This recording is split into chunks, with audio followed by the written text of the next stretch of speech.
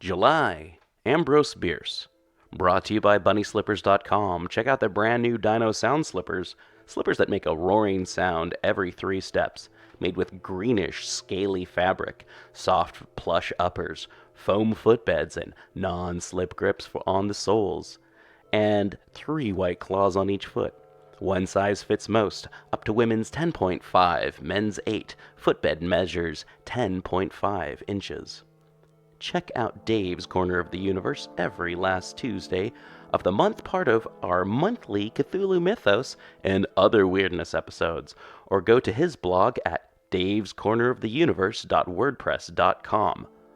Also join us later this month when we talk to writer Rami Ungar about his next novel, Rose, which should be out on Amazon right now. You can check the show notes to find out where you can get a copy, or check out the reviews for that. I really like it. It's hard to describe, but it would make a really good manga. It's biological body horror. There's spellcasting elements in it. There's elemental spirits. It's pretty cool stuff. And you can find out more about him by going to Rami Ungar, the writer, and that is RAMIUNGAR,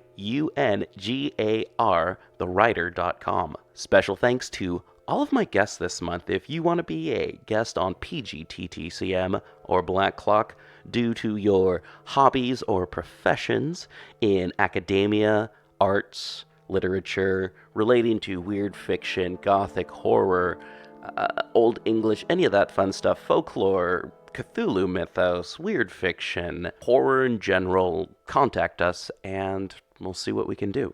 pgttcm.com/contact to get a hold of us. Black Clock Audio Tales is a daily podcast that reads you a story, either a chapter of a novel or a whole short story. Join us in our exploration of old ghost stories, supernatural fiction, horror tales, folk tales, fantasy, gothic horror, weird fiction, and cosmic horror. And don't forget to join us for our monthly show about the Cthulhu Mythos. Look for our podcast wherever you find your podcasts. We suggest Podbean, Apple Podcasts, or Stitcher. Find us on the web at pgttcm.com and Black Clock Audio on Instagram and Facebook. We've got PGTTCM on Twitter and Black Clock Audio Tales on YouTube.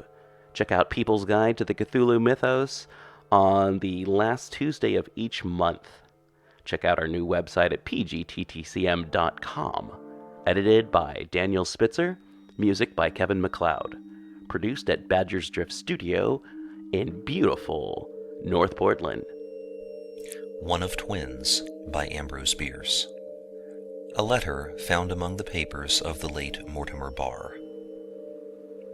You ask me if in my experience as one of a pair of twins I ever observe anything unaccountable by the natural laws with which we have acquaintance.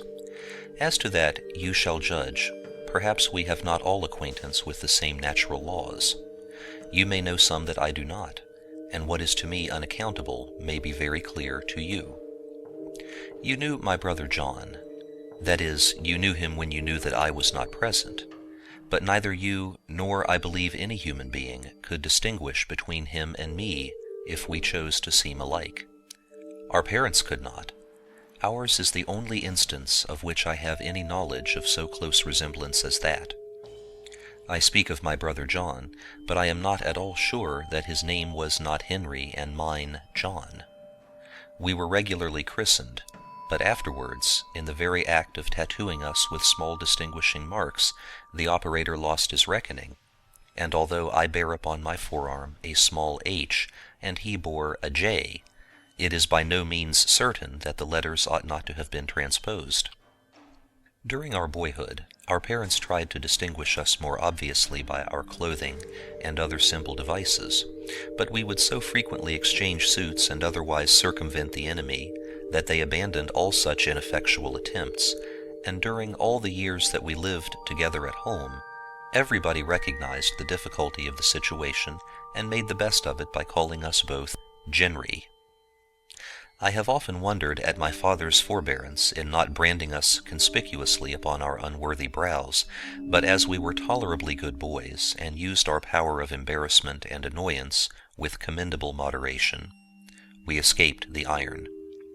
My father was, in fact, a singularly good-natured man, and I think quietly enjoyed nature's practical joke.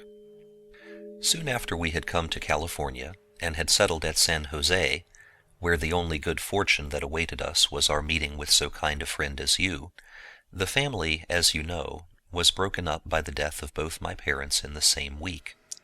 My father died insolvent, and the homestead was sacrificed to pay his debts.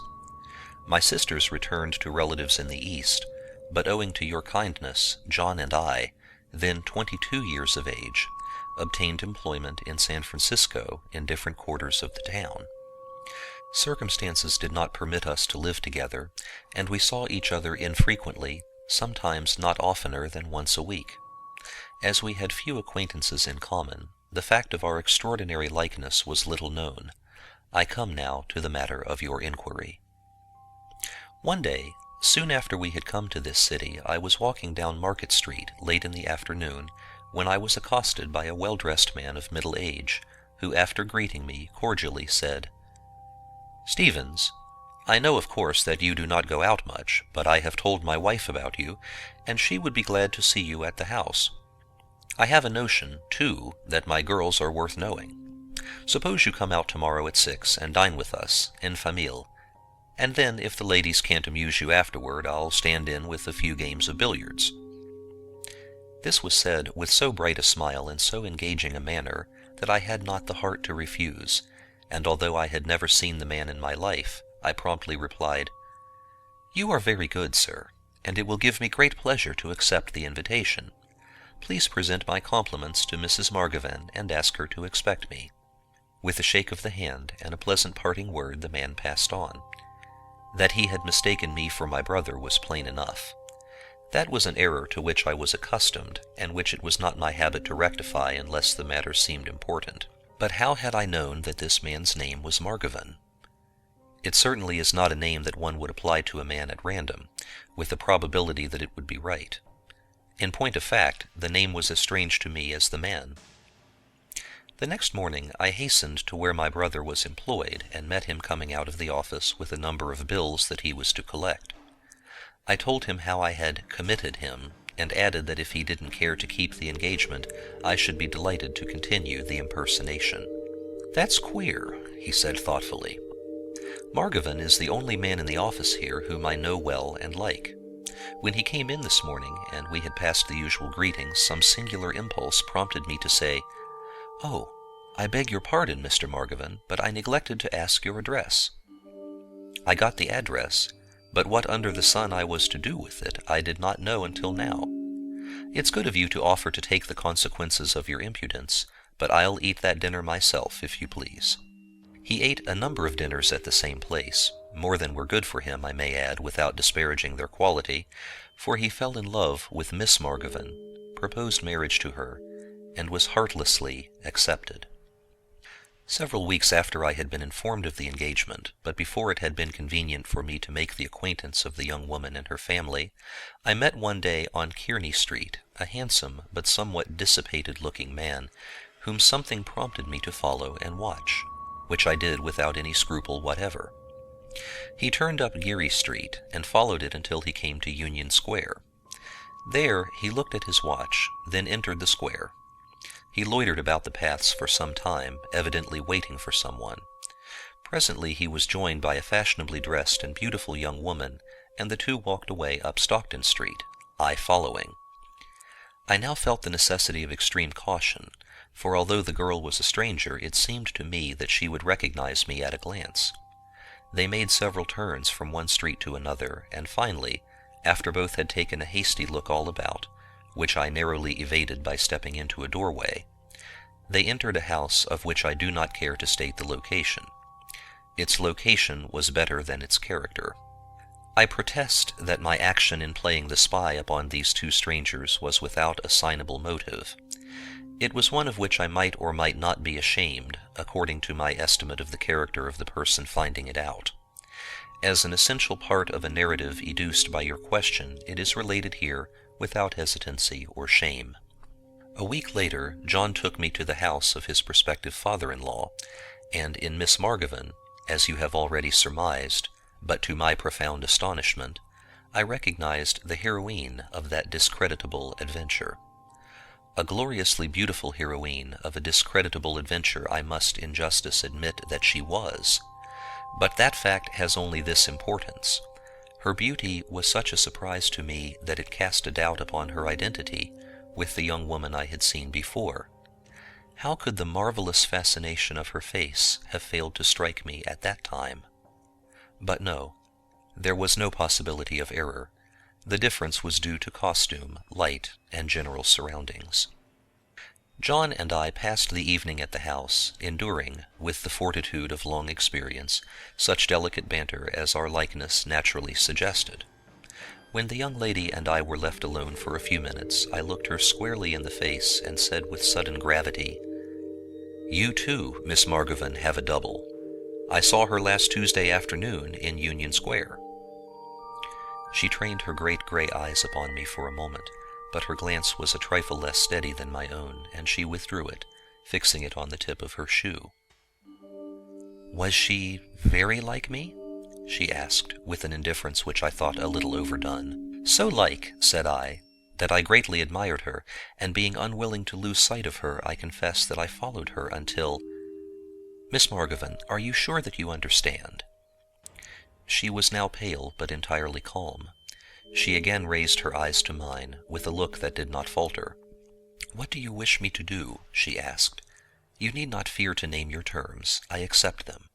It was plain, even in the brief time given me for reflection, that in dealing with this girl ordinary methods would not do, and ordinary exactions were needless.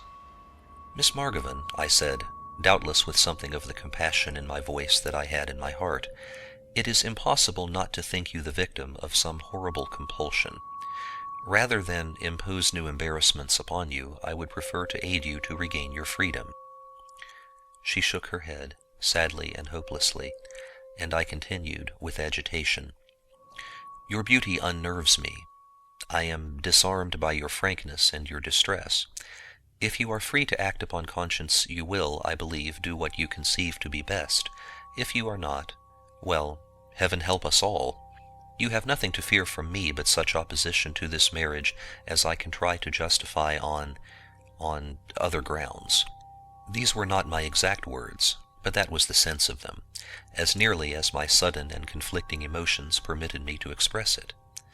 I rose and left her without another look at her, met the others as they re-entered the room, and said, as calmly as I could, "I have been bidding Miss Margovan good evening. It is later than I thought." John decided to go with me. In the street he asked if I had observed anything singular in Julia's manner. "I thought her ill," I replied. "That is why I left." Nothing more was said. The next evening I came late to my lodgings. The events of the previous evening had made me nervous and ill. I had tried to cure myself and attain to clear thinking by walking in the open air, but I was oppressed with a horrible presentiment of evil, a presentiment which I could not formulate. It was a chill, foggy night. My clothing and hair were damp, and I shook with cold. In my dressing gown and slippers before a blazing grate of coals I was even more uncomfortable. I no longer shivered, but shuddered. There is a difference. The dread of some impending calamity was so strong and dispiriting that I tried to drive it away by inviting a real sorrow, tried to dispel the conception of a terrible future by substituting the memory of a painful past. I recalled the death of my parents, and endeavored to fix my mind upon the last sad scenes at their bedsides and their graves. It all seemed vague and unreal, as having occurred ages ago and to another person. Suddenly, striking through my thought and parting it as a tense cord is parted by the stroke of steel, I can think of no other comparison, I heard a sharp cry as of one in mortal agony. The voice was that of my brother, and seemed to come from the street outside my window. I sprang to the window and threw it open. A street lamp directly opposite threw a wan and ghastly light upon the wet pavement and the fronts of the houses. A single policeman with upturned collar was leaning against a gatepost, quietly smoking a cigar. No one else was in sight. I closed the window and pulled down the shade, seated myself before the fire, and tried to fix my mind upon my surroundings. By way of assisting, by performance of some familiar act, I looked at my watch. It marked 11:30. Again I heard that awful cry. It seemed in the room, at my side. I was frightened, and for some moments had not the power to move. A few minutes later, I have no recollection of the intermediate time, I found myself hurrying along an unfamiliar street as fast as I could walk. I did not know where I was, nor whither I was going, but presently sprang up the steps of a house before which were 2 or 3 carriages, and in which were moving lights and a subdued confusion of voices. It was the house of Mr. Margavin. You know, good friend, what had occurred there. In one chamber lay Julia Margavin, hours dead by poison. In another, John Stevens, bleeding from a pistol wound in the chest, inflicted by his own hand. As I burst into the room, pushed aside the physicians, and laid my hand upon his forehead, he unclosed his eyes, stared blankly, closed them slowly, and died without a sign. I knew no more until 6 weeks afterward, when I had been nursed back to life by your own saintly wife in your own beautiful home. All of that you know, but what you do not know is this, which, however, has no bearing upon the subject of your psychological researches, at least not upon that branch of them in which, with a delicacy and consideration all your own, you have asked for less assistance than I think I have given you. One moonlit night, several years afterward, I was passing through Union Square. The hour was late, and the square deserted. Certain memories of the past naturally came into my mind as I came to the spot where I had once witnessed that fateful assignation, and with that unaccountable perversity which prompts us to dwell upon thoughts of the most painful character, I seated myself upon one of the benches to indulge them. A man entered the square and came along the walk toward me. His hands were clasped behind him. His head was bowed. He seemed to observe nothing. As he approached the shadow in which I sat, I recognized him as the man whom I had seen meet Julia Margavin years before at that spot. But he was terribly altered, gray, worn, and haggard. Dissipation and vice were evident in every look. Illness was no less apparent. His clothing was in disorder. His hair fell across his forehead in a derangement which was at once uncanny and picturesque. He looked fitter for restraint than liberty, the restraint of a hospital. With no defined purpose, I rose and confronted him. He raised his head and looked me full in the face. I have no words to describe the ghastly change that came over his own. It was a look of unspeakable terror. He thought himself eye to eye with a ghost. But he was a courageous man. "Damn you, John Stevens!" he cried, and lifting his trembling arm he dashed his fist feebly at my face, and fell headlong upon the gravel as I walked away. Somebody found him there, stone dead. Nothing more is known of him, not even his name. To know of a man that he is dead should be enough. End of One of Twins by Ambrose Bierce.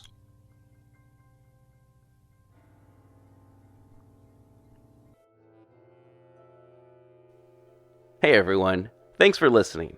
Help support the show and keeping it paywall free by going to paypal.me/pgttcm and donate $1 or $5 or whatever you feel, or go to pgttcm.podbean.com and hit that patron button. That will set you up with donating on the regular if you want to keep this show going, if you want to hear 2 episodes of People's Guide to the Cthulhu Mythos a month, or if you want to hear better stories, higher quality stuff on the, monthly readings. We'll see what we can do. Okay, so, you can rate, review, and subscribe wherever you find your podcasts. And we just want to say, check out Podbean. It's straight from the source. Apple Podcasts and Stitcher. So next month is going to be August Derleth. Send us any mythos stories that you've written yourself. And we're going to be talking about August Derleth and Arkham House Publishing. Month after that, we're going to have Bronte. So, Andrew Grace is going to be here for that. He's going to be here, probably a lot. October, we're going to have spooky stories, and that's just going to be all kinds of different ghost stories and spooky stories. And then in November, we're going to be going with old English stories, so expect some Beowulf. All right, everyone, thanks again for listening so much, and I hope your podcast that's coming up next is good. And not like a whole bunch of the ends of podcasts that you're like, oh, I don't want to listen to the person at the end talk about stuff, and then you skip. And then at the end of the week, you have all these ends of all these little podcasts and stuff.